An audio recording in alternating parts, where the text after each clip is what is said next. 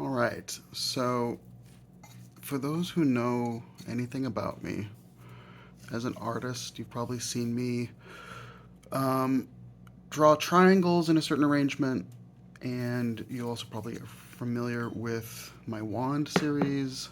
Um, the wands, while definitely in the common parlance, which is like, Harry Potter stuff, trying to use forms that are not all like witchy in order to kind of break that, because I feel like aestheticizing magical thinking is a way to trap it in a certain kind of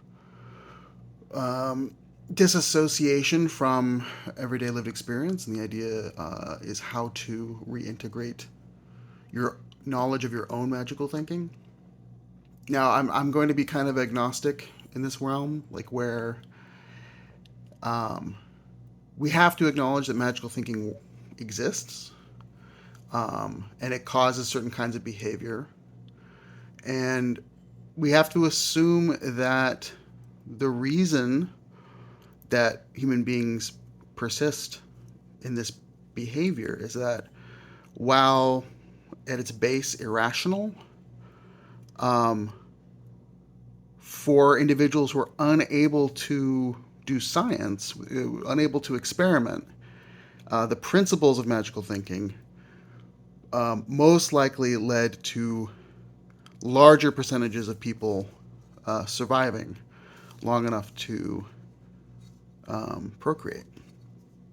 Right? If a shaman or a witch or whatever um, is actually paying attention to what's happening around them, right? They'll probably know what herbs do, right? Probably biting everything, chewing on everything, or they, learned from somebody what things do what. Um, and typically, we don't let people who we care about in like a core reproductive sense. Um, we don't let them experiment too much because they're pretty valuable as possible parents. Um, Even if it's not parenting in terms of like behavioral, just literally just genetic. Um, and we have to be real that genetic ideals, um, while not necessarily being moral, right? That's the big thing that we learn in the 20th century is um, biological drives are not necessarily moral drives, and morality. um, I believe very strongly in like the Wittgensteinian. It serves itself, right? Like the reason you don't do something is because the results of it are not good.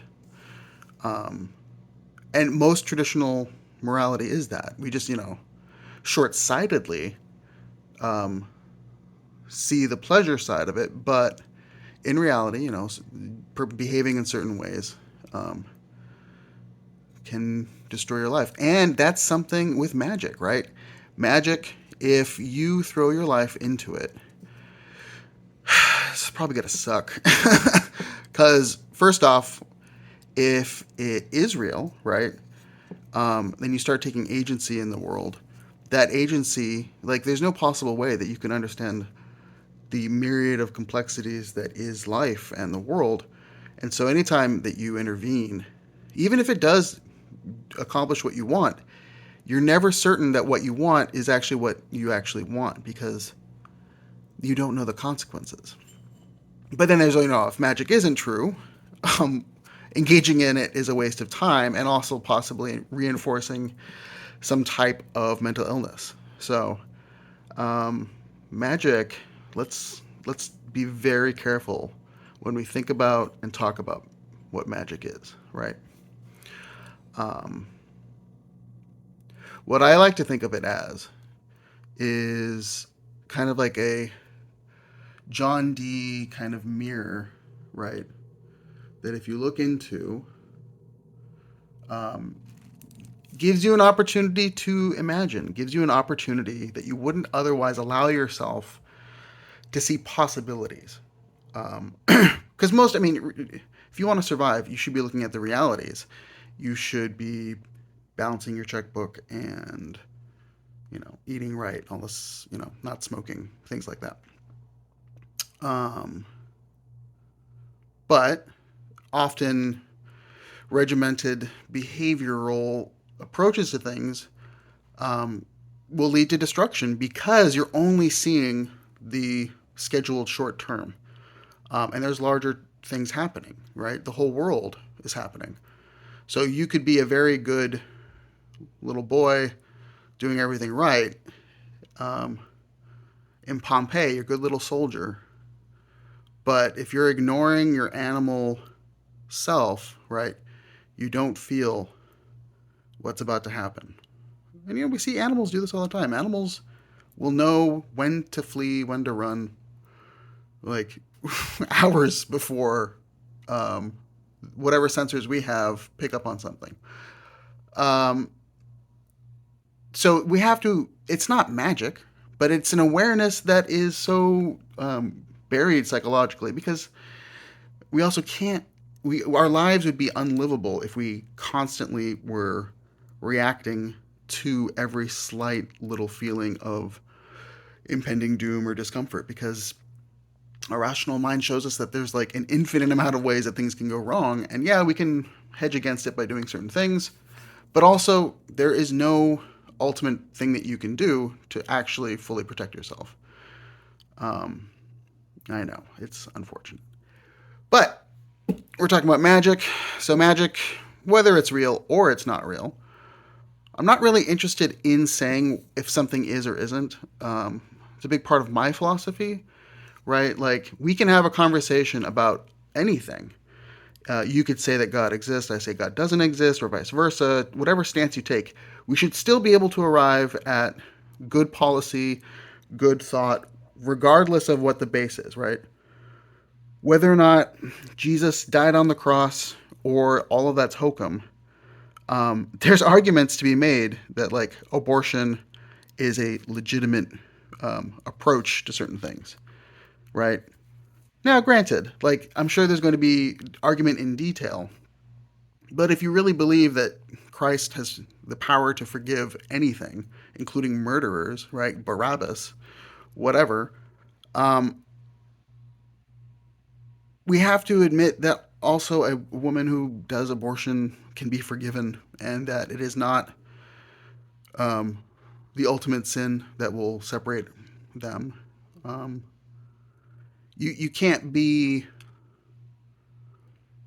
Not everything that is immoral is illegal, and we can't live in a world where morality is imposed through law.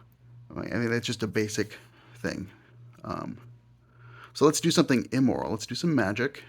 Um, this is an end cut of some scrap material from a job that I had that recently gave me heavy metal poisoning, so I'm dealing with that.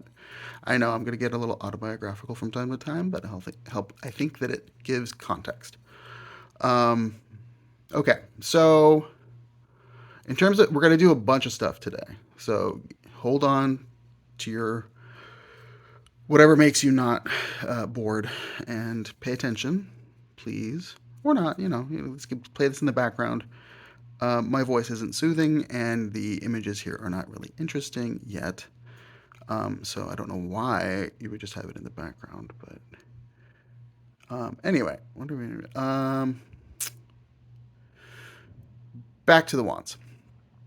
So I like the form of the wand, right? Because it implies use, like a tool, right?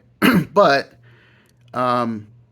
intentionally, there is no description of how to use it, what to do with it, how does it function, right? The psychological understanding of a wand is that whatever it is that's making the wand do its thing, like isn't, or if it is in the wand, like not everyone can just like do something, right? There's a symbiotic relationship between the person who has the wand, the person who uses the wand, right? The lightsaber, the wrench, right? Like in the hands of somebody who knows what they're doing, a wrench can completely fix broken things, right? And to most people, they look at a wrench and they barely understand how a wrench works, let alone whatever it is that might need fixing.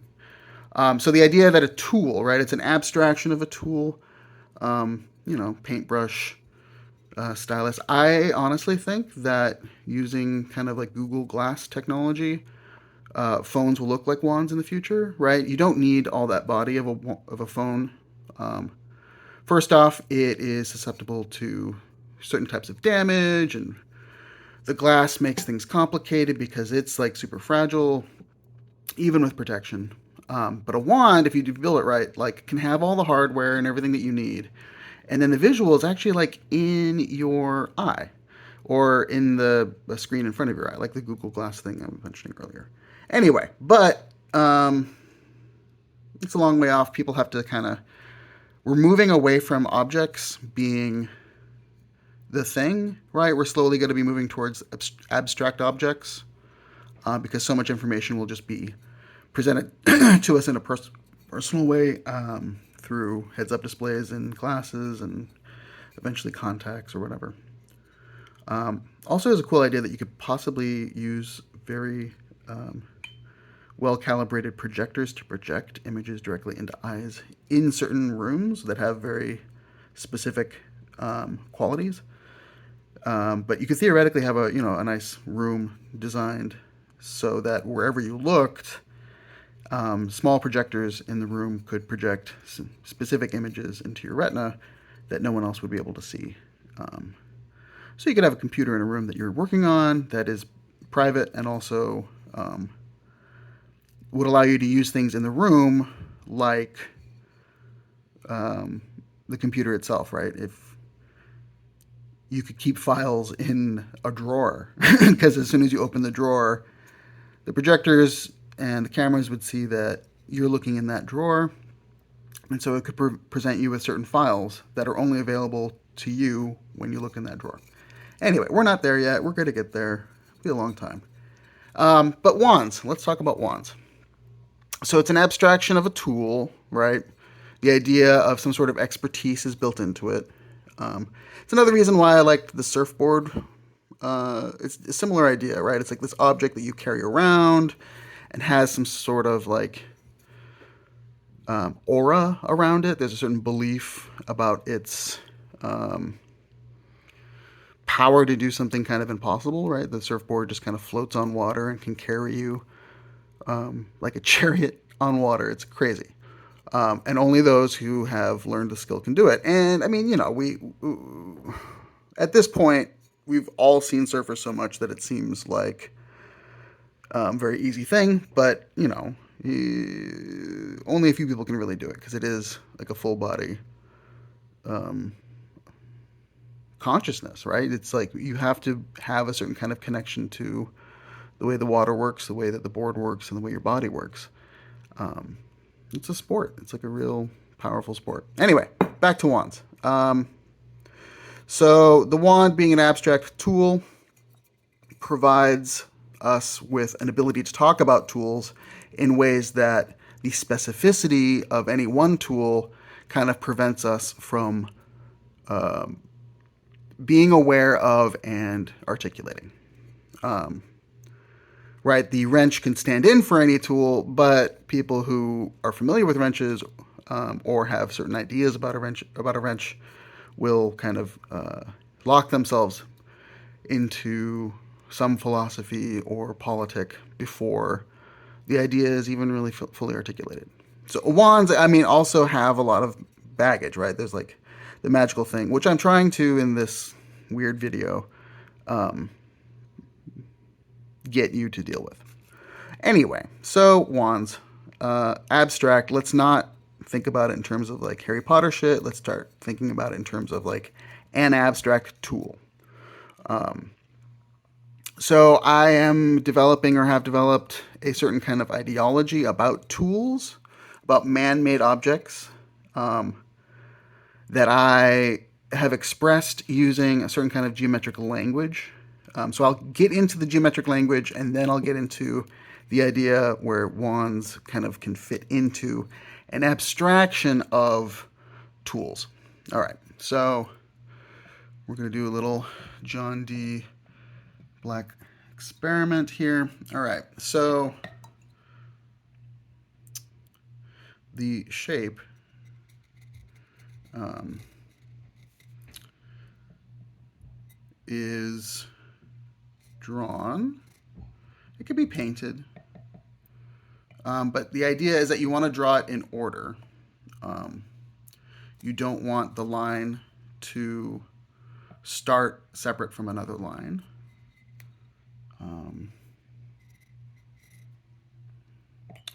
It is a series of triangles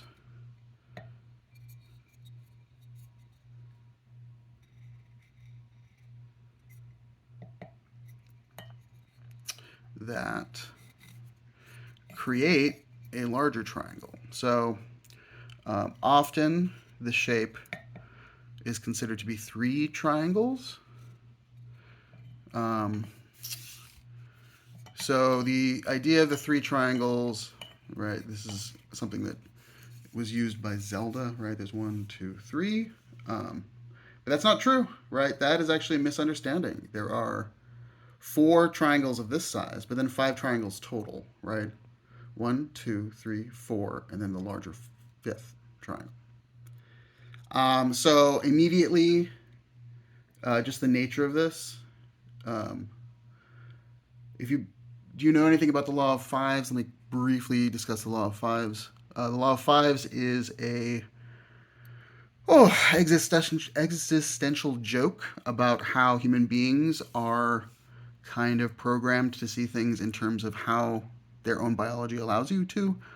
So much of our numbered system in the world that we're in, there's other people who have done other things, but largely we base things off of 5, which is convenient because we have 5 fingers. So it's easy, right? We're all carrying around a thing that we can count to 5 with at all times, unless you've had some accident that or whatever to prevent you from having hands, which is very rare. And the survival ability of that is kind of low outside of modern medicine in our modern world. But back to the 5.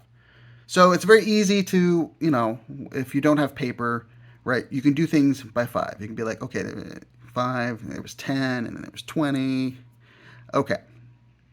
This is nice because it contains that idea, right? We have really the 3 fingers that we use the most.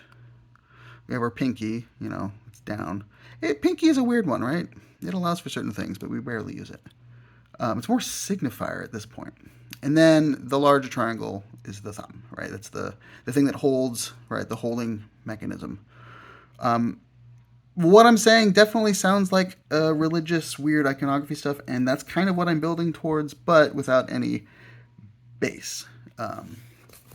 Or if there is a base, someone will invent it and attach it to what I'm saying at some point if what I'm saying actually resonates, which, who knows. Anyway, so all right, so this symbol has the 5.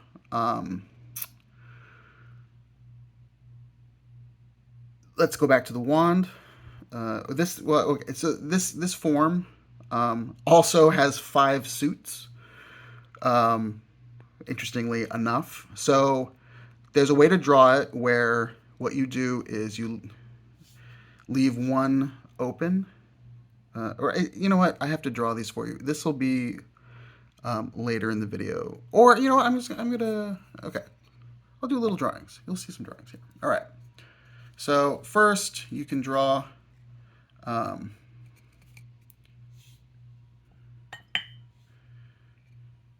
So you draw it so there is this open, right?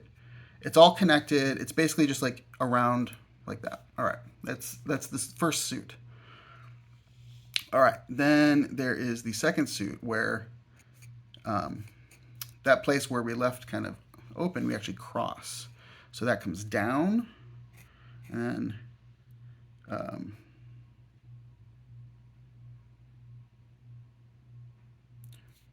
it comes back to cross itself over, right?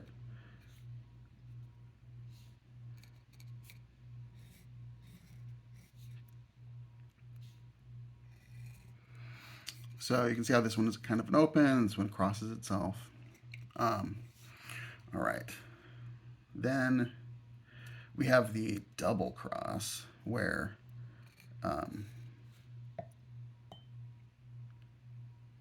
this.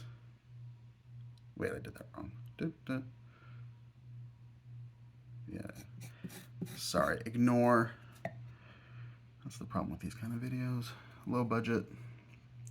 Alrighty, so we'll start off with, yeah, okay. So then this comes in and goes out, goes in. And this is where the first cross happens. And then it comes down, over, and then it crosses back. All right, so there's two intersections here. No intersections, one intersection, two intersections. All right, so that's the third suit. The fourth suit is actually the only one that isn't symmetric. And so there's actually double the amount of possibilities because it's not symmetric. Anyway, all right, so this, that, and then this is where one cross happens. Comes over here, and then all right. So that's asymmetric. Everything else has been symmetric. This one, the cross is on one side and not the other. That's the fourth suit, and then the fifth suit is kind of cool. This is more, I think of the Irish or the Celtic knot. Oh, oops, sorry, it goes down first. My bad. Ignore that. All right, and you keep wide the. And then this is where that one is. Boom. Down. So this one's just kind of going in a circle as well, but there are three overlapping crosses here. Boom, boom, boom. All right. So 5 suits on how to draw the shape. At the end, if you draw it normally or regularly, you won't be able to tell how it was drawn. So I've invented it, or I don't know if I've invented it, but I use it. I call it crow language because originally I was trying to tie the shape to like a crow's foot, being able to whatever. Anyway, so one can write a whole book in this character, and every character would look like every other character, so the book would be illegible.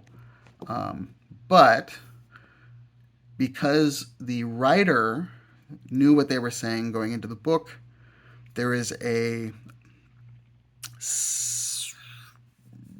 mental map of what was said when and where held by one person who can communicate that to other people, but it's an abstract thing. So not only are there the 5 suits, and the reason I call them suits is that there's a bunch of cards within the suit. And so in total, there are 288 different ways to draw this shape. There's, 6 places to start, multiplied by the direction you can go, the order of where you start within each one of the suits, multiplied by the 5 suits. Like I said, so these three have the same amount of cards within them. This one has double the amount because it's asymmetric. And this one actually only has a third of the amount because it's rotationally symmetric and there's 3 rotations, and so it reduces itself down. So there's 288 ways of drawing the shape.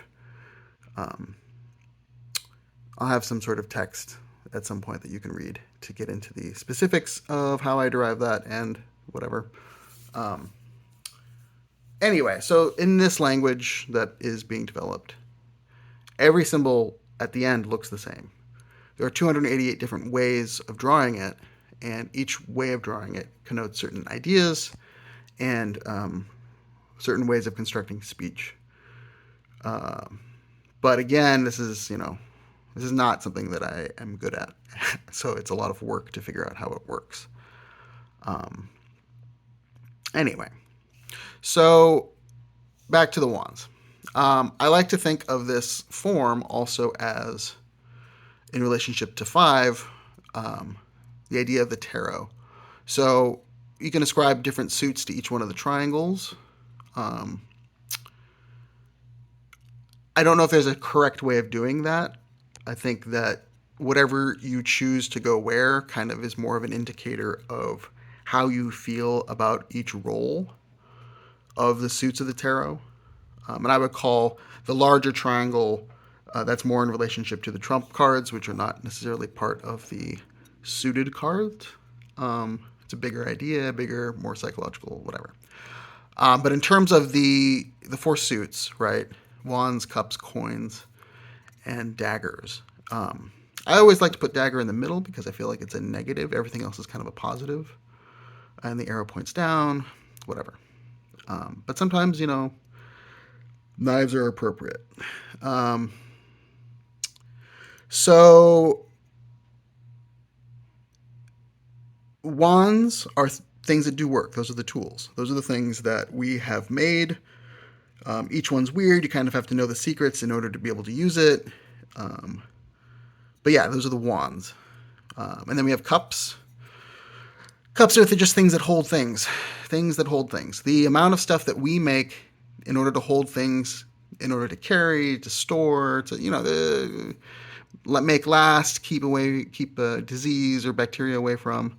Um, it is a tool, but it's not something that we use. Like it's something that is the object itself that we're trying to hold or whatever. That's what's kind of using it. Um, we may unwrap it or we may wrap it, but that doesn't have to do with the nature of the cup.